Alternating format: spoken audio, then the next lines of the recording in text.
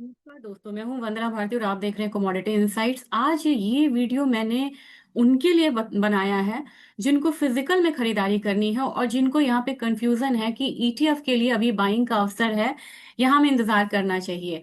दोनों ही केस में मैं यहाँ पे बोलूंगी कि अभी आपको थोड़ा सा वेट करना चाहिए। आप कहेंगे कि ऐसा क्यों है?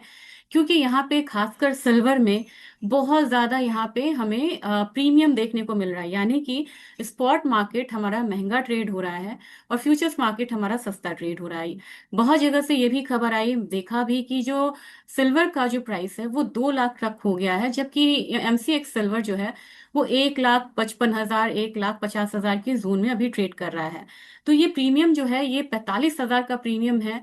और ईटीएफ जो होता है वो हमेशा फिजिकली बैक्ड होता है। गोल्ड का फिजिकल ईटीएफ गोल्ड फिजिकल से बैक्ड रहेगा। सिल्वर का ईटीएफ जो है वो सिल्वर फिजिकल से बैक रहेगा, यानी कि जितना अमाउंट आप क्वांटिटी लेते हैं उतना बैंक आपके बिहाफ पे फिजिकल अमाउंट का सिल्वर जो है या गोल्ड वो वॉल्ट में रखती है। अब यहाँ पे दिक्कत ये आ रही है कि आज यूटीआई की भी यहाँ पे खबर आई थी। फिर थोड़ी देर पहले हम लोगों ने कोटक का भी देखा। इससे पहले मैंने आपको दिखाया था कि जो बाहर का सबसे बड़ा ईटीएफ है आई शेयर, उन लोगों के पास भी अब फिजिकल सिल्वर की कमी हो गई है। और फर्दर जब तक वो फिजिकल सिल्वर को मंगा ना ले बाहर के देशों से, क्योंकि हम बाहर से मंगाते हैं, तब तक यहाँ पे हम उन्होंने पहला फ्रेश लॉट लेने से अभी क्या है कि होल्ड पे करा है। अभी आप ना ले वो बेहतर है, क्योंकि स्पॉट और फ्यूचर्स का जो गैप है ये यहाँ पे थोड़ा सा मिनिमाइज होना चाहिए। अब जब यहाँ पे आप इब्जा के रेट्स देखेंगे, मैं इब्जा को यहाँ पे रेफर करती हूँ जब मुझे सिल्वर और गोल्ड का रेट देखना होता है। अब आप देखेंगे यहाँ पे मैं 7 तारीख से लिया, ज्यादा पीछे का क्यों लूं। अब 999 जो है ये आपको गोल्ड का रेट है जो इब्सा हमें दे रही थी, मतलब बता रही थी। 1,19,967, इससे हम 1,20,000 मानेंगे, 1,21,800, 1,22,570, और फिर यहाँ पे देखेंगे 1,20,885, ये था हमारा 10 तारीख का रेट। और स्पॉट कितना ट्रेड हो रहा था, तो स्पॉट इससे मतलब ये स्पॉट का रेट है और फ्यूचर से लमसम ये मतलब मैच कर रहा था। मैं अगला स्लाइड आपको मैं दिखाऊंगी। और फिर अगर सिल्वर की बात की जाए तो सिल्वर में आप देखिए 1,49,000 का रेट था, वो 1,50,783 हुआ, फिर 1,54,100 हुआ। तो यहां तक तो ठीक था। यहां से मेजर जंप आया है और यहाँ पे तो सबसे बड़ा जंप आया 10 तारीख को, 1,62,143। अब आपने इब्जा का रेट देख लिया। अब मैंने आपके लिए एक स्लाइड बनाया है जिसमें आप यहाँ पे कंपैरिजन कर सकते हैं। तो सबसे पहले मैं आपको वो दिखाऊंगी कि कंपैरिजन आप कैसे कर सकते हैं। ये वाले स्लाइड्स पे मैंने इब्जा और फ्यूचर्स मार्केट दोनों का रखा। होप सो आपको ये जानने में आसानी होगी, और thanks to the team for the slide. अब यहाँ पे आप देखेंगे कि जो फ्यूचर्स का था मैंने वो वाले रेट को कंपैरिजन किया। अब यहाँ पे फ्यूचर्स आ रहा था 1,20,000, स्पॉट कम पे था। 1,21,111, अब यहाँ पे स्पॉट कम पे था। यहाँ भी स्पॉट मार्केट कम पे ट्रेड हो रहा है जो जनरली होता है। यहाँ पे भी आप देखिए तो यहाँ पे स्पॉट मार्केट अब प्रीमियम पे आ गया, यहाँ पे प्रीमियम खत्म हो गया। लेकिन कभी भी हम जब स्पॉट मार्केट पे जाते हैं तो जब आप सोना खरीदेंगे इस रेट पे तो इसमें आपको क्या ऐड होगा?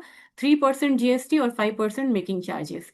एक तो इसकी वजह से हमारा जो है, आप कहते हैं ना कि एमसीएक्स के रेट पे और स्पॉट के रेट पे क्यों, मतलब कि वो है, ये इसकी वजह से एक डिफरेंस आता है। दूसरी चीज क्या है, ये तो मामला यहाँ पे बहुत ज्यादा संगीन नहीं है। और हर बार हम लोगों ने देखा है कि जो नॉर्मल होता है फ्यूचर्स स्पॉट से ज्यादा प्रीमियम पे ट्रेड किया, यहाँ पे बैकवर्डेशन में आ गया।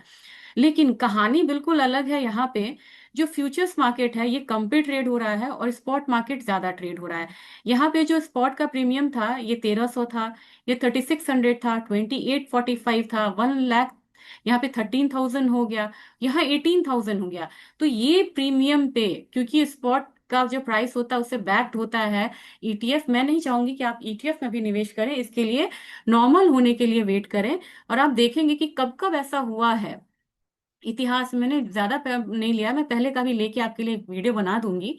2008 के बाद कब कब ऐसा हुआ है कि जो सिल्वर है ये स्पॉट में ज्यादा तेजी में ट्रेड हुआ है और फ्यूचर्स मार्केट में कम पे आया है। सबसे पहले 2008 का जो फाइनेंशियल मार्केट क्राइसिस आया था, उस समय ऐसा हुआ था जब बैकवर्डेशन में आया था।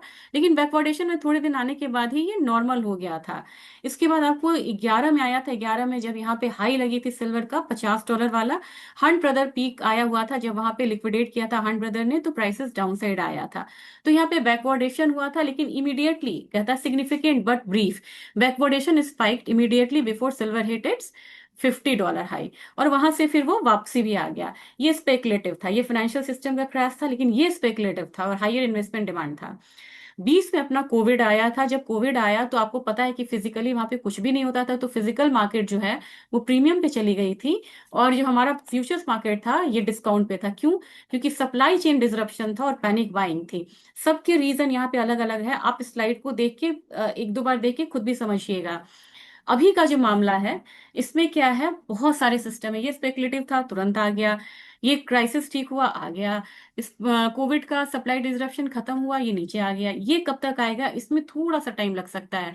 $3 तक का बैकवर्डेशन है। लंदन में यहाँ पे आपको गोल्ड नहीं है, मतलब वहां पे, जबकि लंदन फिजिकल हमारा बेंचमार्क है। Acute physical scarcity, logistic bottleneck, central bank and sovereign demand, ये जो कारण है ना, ये बड़े सॉलिड रीजन है, और ये थोड़ा सा बैकवर्डेशन को आगे रखेंगे। ये स्लाइड मैंने दिखाया इसलिए कि जो एलबीएमए है, जो कि बेंचमार्क होता है, उसके पास सिर्फ एक दिन का सिल्वर है। लेकिन मानिए कि जितना मतलब पोजीशन होता है उसका 3-4% ही यहाँ पे डिलीवरी ली जाती है। लेकिन एक मतलब वो है, कंडीशन है कि जितनी पोजीशन उनकी बनी होती है, मतलब बाइंग की, तो सिर्फ इतना ही उनके वॉल्ट में है कि एक दिन के बाइंग का अगर डिलीवरी देते हैं तो उतना ही उनके पास है, यानी कि 135 मिलियन आउंस। अब यहाँ पे क्या है कि एलवीएमए के पास जो है वो ज्यादा नहीं है, could be empty with in 4 months, 4 महीने में वो खत्म होता है अगर नया सप्लाई नहीं आया। अब यहाँ पे आपको ये भी जानना है कि नया सप्लाई आने में टाइम लगता है, क्योंकि कॉपर के माइंस बहुत ज्यादा नहीं चल रहे, ये बाई प्रोडक्ट है। सिल्वर माइंस अपने आप में सिर्फ 26% है। इसके बाद जितने भी जो base metals metals ferrous non ferrous के जो माइंस होते हैं, वो तो यहाँ पे स्लो डाउन में है। उनमें तो प्रोडक्शन कम हो रहा है, और उनका ठहरा ये बाई प्रोडक्ट। तो जब तक उनका प्रोडक्शन बहुत ज्यादा नहीं बढ़ेगा, सिल्वर का प्रोडक्शन बहुत नहीं बढ़ेगा, ये बात आपको ध्यान में रखना है। दूसरी चीज है कि कोई भी नई माइंस आने में 7 से 8 साल लगता है, इसलिए ये जो स्कैरसिटी है ये थोड़ा अभी चलेगा। और यहाँ पे आप बोलेंगे कि इंडिया इंडिया भी पीछे नहीं है। रिकॉर्ड हाई पे इंडिया ने डबल सिल्वर को इंपोर्ट किया है। दूसरी बात है कि पेपर मनी पे आप कुछ भी ले सकते हैं, लेकिन जब आप डिलीवरी की बात होती है तो डिलीवरी लिमिटेड है। इसकी वजह से थोड़ा सा पैनिक है, और ये पैनिक में मैं नहीं चाहूंगी कि आप यहाँ पे बहुत ज्यादा डेरिवेटिव में बाइंग करें या ईटीएफ में बाइंग करें। फिजिकल बाइंग भी आपको करनी है थोड़ा सा, जो कि मैं आपको बार बार बोलती थी पिछले 1-1.5 साल से, खरीदो खरीदो खरीदो, वही मैं आपको बोल रही हूँ। नॉर्मल होने दो, नॉर्मल होने दो आप लोग, फिर यहाँ पे एटीएफ की बाइंग करिए, या फिर आप फिजिकल में बाइंग करिए जब स्पॉट और फ्यूचर्स का जो गैप इतना है, ये गैप इतना हो जाए, यानी कि फिर से नॉर्मलाइज होके फ्यूचर्स अप में आए और स्पॉट अपना नीचे की तरफ ट्रेड हो, या नहीं तो वो कम से कम एट पार आए। तो आपको समझ में आ गया है होगा कि गैप मिनिमाइज होने पे ही हमें एटीएफ खरीदना चाहिए या फिजिकल बाइंग खरीदनी चाहिए, ये आपके फायदे में है। होप सो वीडियो आपको अच्छा लगा होगा। अच्छा लगा होगा तो ज्यादा से ज्यादा शेयर करिएगा, क्योंकि मार्केट में काफी कंफ्यूजन है, और मैं नहीं चाहती कि आपका निवेश यहाँ पे गलत हो, असुरक्षित रहे, या कोई पैनिक आने वाला हो तो उसमें आपको यहाँ पे किसी भी तरीके का ट्रेडिंग लॉस हो। Thank you.